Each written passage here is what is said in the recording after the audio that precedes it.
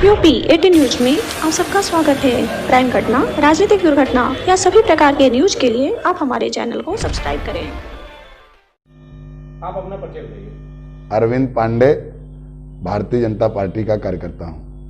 अरविंद जी, जिस तरह इस समय दिल्ली में देख रहे हैं चारों तरफ से, मतलब दिल्ली को किसान घेरे हुए हैं, इस पे क्या कहना चाहेंगे आप? दिल्ली को कभी किसान घेर लेते हैं, कभी जवाहर नेहरू विश्वविद्यालय से कुछ तथाकथित छात्र नेता निकल के घेर लेते हैं, कभी शाहीन बाग को घेर लेते हैं, कभी पूरे देश को जलाने का काम करते हैं। अभी तो ये रेल की पटरियां भी उखाड़ेंगे।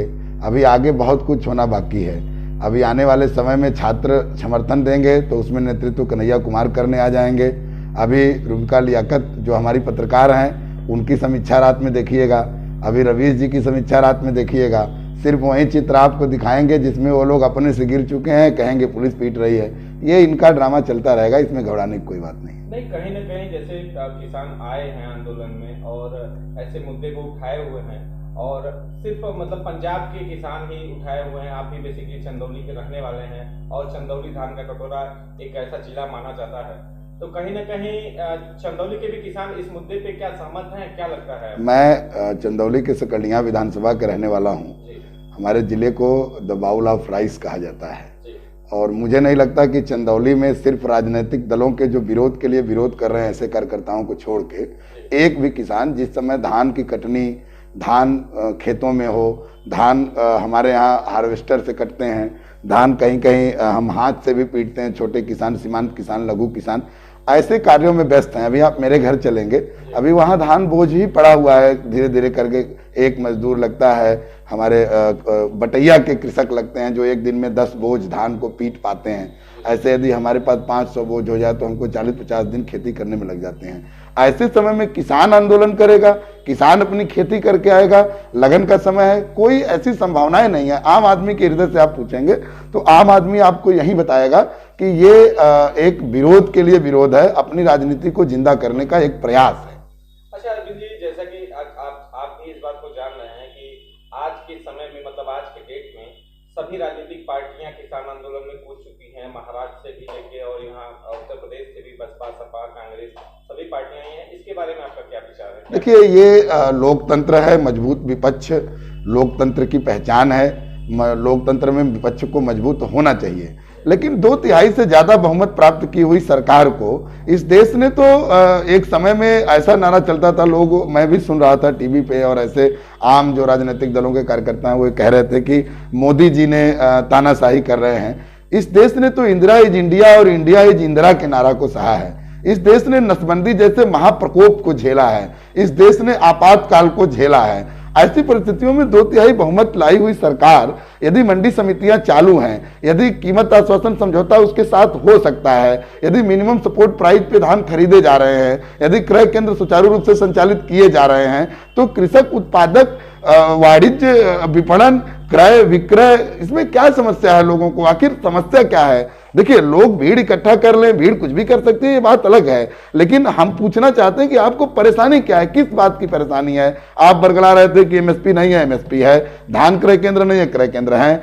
मंडी समिति नहीं है, मंडी समिति है, मिलर मर जाएंगे, मिलर जी रहे हैं। आपको परेशानी किस बात की है? मैं ये नहीं उनको समझ पा रहा हूं। उनको विधिवत बात करना चाहिए। हमारे कृषि मंत्री, हमारे गृह मंत्री, कई दौर की मीटिंग चल रही है।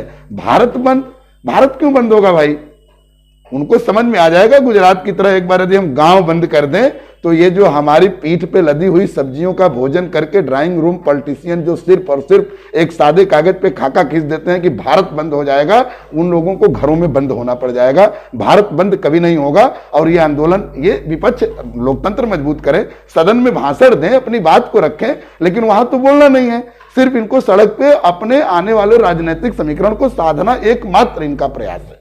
अभी जैसा कि आज सूबे के मुखिया योगी जी ने भी कहा है कि जो जबरदस्ती उत्तर प्रदेश में दुकानें वगैरह बंद कराएंगे उनके ऊपर कार्रवाई होगी और बाकायदा उनको जेल भी भेजा जाएगा। तो इस आदेश का आप क्या कहना चाहेंगे? सिर्फ उत्तर प्रदेश में ही नहीं, आपके घर में भी आप किसी को नहीं बंद कर सकते हैं। आप अपने घर के मालिक हैं। हमारा मन, हम दुकान खोलेंगे। आपने एक अपील किया है, ठीक है, लोकतांत्रिक तरीका है, भारत बंद की अपील होनी चाहिए, लेकिन भारत बंद की अपील आप तब क्यों नहीं करते जब पालघर में कोई साधु मारा जाता है? भारत बंद की अपील आप तब क्यों नहीं करते जब किसी बहन बेटी के साथ बलात्कार होता है? भारत बंद की आप अपील तब क्यों नहीं करते जब देश हाहाकार की तरह से घूमने लगता है। एक दिल्ली जैसी राजधानी में एक सड़क को बंद कर दिया जाता है और पुलिस भी उधर जाने से डरती है। अभी आप बनारस देख लीजिए, यहाँ पे कोई भारत बंद नहीं है, सारी दुकानें खुली हैं। तो ये जो जबरदस्ती करेंगे उनके साथ भी जबरदस्ती होगी। ये योगी राज है, यहाँ ममता बनर्जी की कोई सरकार नहीं है, यहाँ अरविंद केजरीवाल की कोई सरकार नहीं है, यहाँ तथाकथित हिंदूवादी शिवसेना की कोई सरकार नहीं है। ये परम पूज्य योगी आदित्यनाथ जी की सरकार है और इसमें जो जबरदस्ती करेगा उसके साथ उन पटना खूब अच्छी तरीके से जानते हैं। मिला जुला के आप यही कहना चाहेंगे कि जो वहाँ पे आंदोलनकारी हैं वो कहीं न कहीं किसान नहीं है, और किसान अगर होते तो अपने खेतों में इस समय बहुत सारे काम है, धान है, गेहूं की बुआई है, उन सब चीजों पे काम करते हैं। देखिए, भारत कृषि प्रधान देश है, 80% यहाँ जो आबादी है वो कृषि पर आधारित है। भारत की आत्मा गांवों में बसती है। राजनीतिक दलों के रूप में कोई किसान जाता है तो वो राजनीतिक किसान हो सकता है। मैं ये नहीं कह सकता कि आपके पास 1 बिस्वा खेत है, 1 बीघा खेत है, 1 एकड़ है, 100 एकड़ है तो आप किसान नहीं हैं। आपके खतौनी में नाम दर्ज है, आप बटैया करते हैं, आप किसान हैं। लेकिन कोई भी ऐसा किसान जो किसान संगठन आंदोलित हो, ऐसा नहीं है।